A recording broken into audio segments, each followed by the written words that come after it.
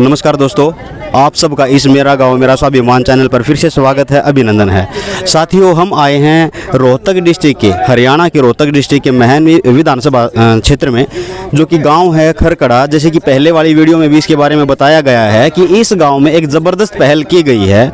इस गांव की जो नई पीढ़ी है और सुदूर भविष्य को सोच के एक रूपरेखा बनाई गई है, जिसमें नशे से निजात पाने के लिए जो युवा पीढ़ी है, नई पीढ़ी है, उनको नशे से बचाने के लिए, पर्यावरण को शुद्ध करने के लिए, शिक्षा के प्रति जागरूक करने के लिए, राष्ट्र निर्माण के लिए और राष्ट्र चेतना जागृत करने के लिए एक मंच तैयार किया गया है, जिसके संस्थापक कह सकते हैं या इस चेतना की शुरुआत करने वाले कह सकते हैं भूपेंद्र सिंह अहलावत जी, जिन्होंने अपने पैतृक ज़मीन पे, एग्रीकल्चर ज़मीन पे, यहाँ पे इस गांव की जो युवा पीढ़ी है उनके लिए खेल के लिए एक ग्राउंड का निर्माण किया गया है। और यहाँ पे हर मंगलवार को एक ऐसा आयोजन किया जाता है जिसमें राष्ट्र के प्रति चेतना जागृत करने के लिए नारेबाजी की जाती है और लोगों में जोश उत्साह उत्पन्न किया जाता है।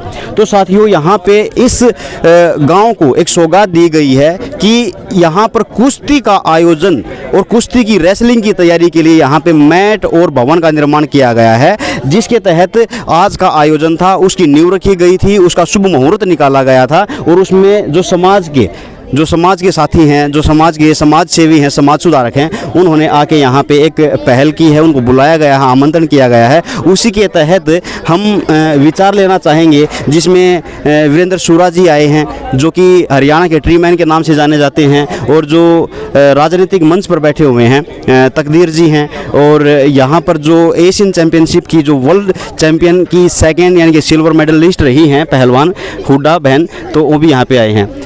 तो हम विचार लेंगे, हम बातें करेंगे, आइए मिलवाते हैं। जी साथियों, जैसे कि आपको बतलाया है कि यहाँ पर समाज सेवी और समाज के निर्माण के लिए जो अग्रसर हैं, जो कदम रख चुके हैं और जिन्होंने परिणाम दिखाया है, उनमें से हैं अनूप बाली जी, जिन्होंने अपने गांव को एक सौगात दी, एक पहल दी है और लोगों का समर्थन रहा, साथ रहा। अनेक शक्तियाँ इसके साथ जुटकर एकजुट होकर एक जो मंच तैयार किया गया है, उसमें हम थोड़ा विचार लेते हैं। अनूप सूरा जी का हम स्वागत करते हैं। अनूप जी, सबसे पहले इस मेरा गांव मेरा स्वाभिमान चैनल पर और हमारे दर्शकों की तरफ से आपको शुभकामनाएं, स्वागत, अभिनंदन। बहुत बहुत धन्यवाद भाई साहब, आपने जो इतना सारा प्यार दिखाया। मैं थोड़े एक क्वेश्चन करना चाहूँगा कि जैसे आज का तत्कालीन समय है, जो नौजवान साथी है वो बुराइयों में लिप्त हो रहा है और सचेतना उनमें नहीं है, आपका जो कार्यक्रम है उसमें लोगों में सचेतना देना, राष्ट्र के प्रति चेतना उत्साह पैदा करना और समाज में जो कुरीतियाँ हैं उनको निकाल कर स्वच्छ समाज का निर्माण किया जा रहा है। इस मिशन से आप कितने समय से जुड़े हुए हैं? मैं इसे 18 वर्षों से जुड़ा हुआ हूँ पिछले, और ये कोई हम नया काम नहीं कर रहे हैं। ये सारे काम गांव वाले आज से 30-35 साल पहले खुद किया ही करते थे। ये तो 35-40 साल से, जब से ये सरकार ने ये काम पकड़े हैं, समाज ने ये काम छोड़ दिए, और जब से समाज ने काम छोड़े हैं तब से हमारे समाज में ये विकृतियाँ आनी शुरू हो गई हैं। तो जैसे मान लो एक रूपरेखा होती है कि कैसी भी स्थिति बिगाड़ में क्यों ना हो, लेकिन हमें एक सुदूर भविष्य का जो प्लानिंग नीति बनाई जाती है उसको कैसे लेके जाते हैं। तो आपने जो परिणाम दिखाया है, जो वहाँ पे जो चेंजिंग आई है, तो वो स्टेप टू स्टेप आप किस पड़ाव से निकलते निकलते यहाँ तक पहुँच पाए हैं, ताकि कोई भी जो दर्शक है, कोई किसी भी गाँव का कोई नागरिक है, अगर उसमें से चेतना जागृत हो कि हम अपने गाँव में बदलाव के लिए कोशिश कर रहे हैं, तो वो उस पॉइंट पर पहुँच सके कि हम स्टेप टू स्टेप कैसे एक गाँव में परिवर्तन ला सकते हैं। थोड़े विचार उसके प्रति देना चाहिए।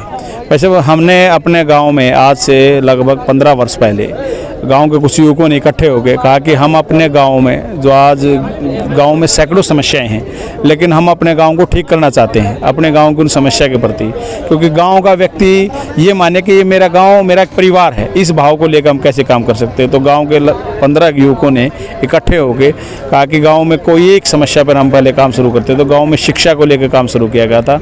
गाँव में सबसे पहले एक संस्कार केंद्र, छोटे बच्चों को स्कूल के बाद उनका होमवर्क हो, इस दिशा में शुरुआत की थी गांव की चौपाल से।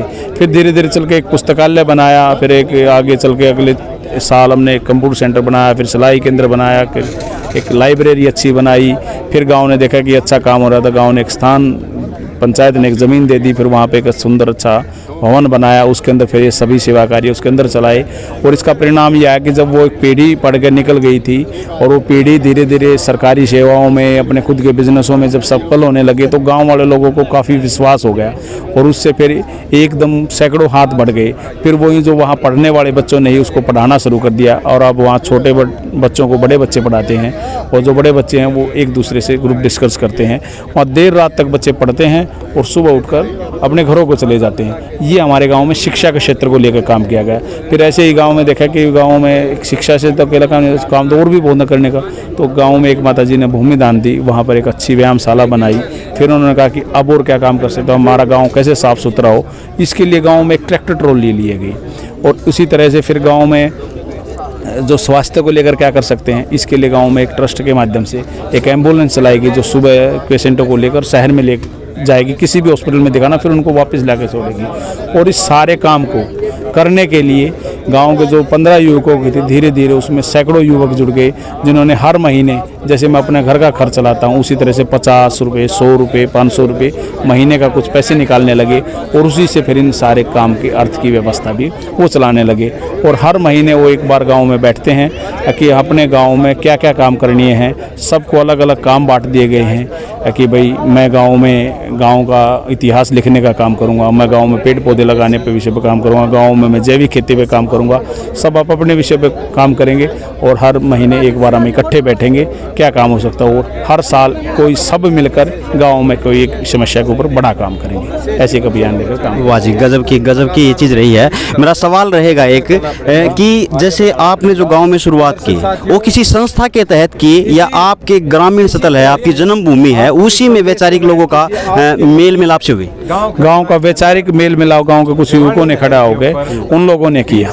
जैसे कि मैं देख पाया हूं कि जैसे आर्य समाज से जुड़े हुए आपके साथीगण आए हुए हैं, तो ऑब्वियसली उनका सहयोग रहा होगा, लेकिन शुरुआती दौर पर, क्योंकि मैं चाहता हूं कि जैसे किसी गांव में संस्था नहीं पहुंच पाई है लेकिन वहां के वैचारिक आदमी है, साथ नहीं मिल पा रहा, अगर वो आपकी मदद लें तो आप संस्था के तहत काम करेंगे या समाज सेवी की तरह काम करेंगे? हम समाज सेवी के रूप में काम करना चाहते हैं। तो जैसे कि मैं अगर गांव भरान से हूं, मैं अपने गांव में इस सौगात की शुरुआत करूं, इस पहल करूं, तो मैं आपको इनवाइट करूं, तो आप, जैसे मैं आपके जीवन का अनुभव रहा है, आप उन पड़ाव से गुजरे हैं, आपका दिशा निर्देश चाहूं तो आप कितने खुले मन से बोल पाएंगे कि हम समाज के लिए तैयार हैं? आप जो भी कोई भाई काम करना चाहे, आप भरान से हैं या कहीं से भी हों, तो हम उसके लिए सदैव तत्पर तैयार हैं। अपना जीवन का उद्देश्य यही है, क्योंकि हम भी अपने गांव में जब काम करने लगे तो ऐसे ही किसी युवक ने, एक संघ के प्रचारक थे, उन्होंने भी अपने गांव में कुछ आइडिया दिए, कार्य समाज से जुड़े हुए थे, उन्होंने भी कुछ आइडिया दी, उन लोगों के आइडिया ले गए तो हम सीखे थे। क्योंकि जो समाज का जब हम काम करते हैं तो एक जीवन अनुभव होगा कि कई तरह की बातचीत चलती हैं और उससे आदमी डिस्चार्ज हो जाता है। और तो ये बड़े राष्ट्रीय संगठन है, इनसे लोग ऊर्जा प्राप्त करते हैं, या कोई और समाज में कोई बड़े स्तर पर काम कर रहा है तो उनसे हमें एक पॉजिटिव वाइब्रेशन हमें मिलती है और पुनः से हम चार्ज होकर दोबारा से समाज के काम में लगते हैं। तो जैसे हम चार्ज हुए हैं ऐसे हम भी औरों को चार्ज करें। वाह जी वाह, ऐसे कीमती समय देने के लिए और इतने उच्च विचार बताने के लिए, साझा करने के लिए आपका बहुत बहुत धन्यवाद। धन्यवाद भाई साहब, आपने जो मुझे इस लायक सुना। शुक्रिया।